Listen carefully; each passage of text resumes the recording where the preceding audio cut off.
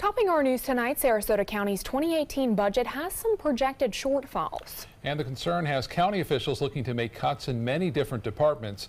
ABC 7's Bobeth Yates is here with more on what's being considered. Bobeth?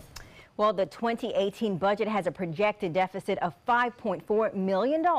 And while county officials plan to borrow some of those funds from their reserve accounts, commissioners are now discussing making cuts to ensure they no longer have to dip into their savings of governments to operate the government. And one thing on the chopping block is our area libraries.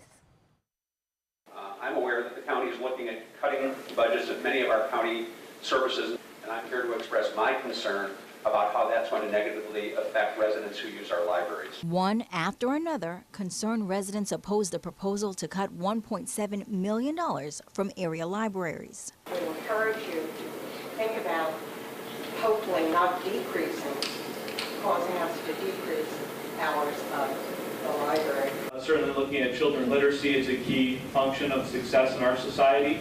And if families and children aren't able to go to libraries as much, there are those opportunities lost. So I advocate for sustaining and not decreasing. And even according to the projections, Sarasota County's 2018 $5.4 million budget deficit could increase in coming years. With that in mind, county commissioners are considering cutting $14 million from this year's budget, which includes reductions in almost every department. According to the graph shown at the county workshop, about $2.3 million would be cut from the Park and Recreation Department, ending agreements with the city of Northport, Sarasota, and Venice to maintain area parks. SCAT will see a $2.1 million reduction.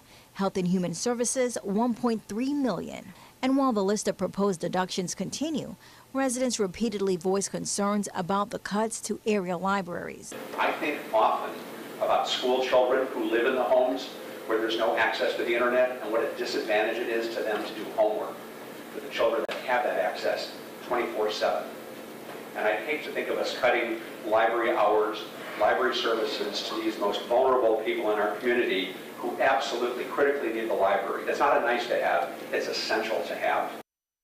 Now, in addition to the cuts, officials are also proposing selling surplus property to make up for some of the deficits and to replace some of the funds they're removing from their reserves.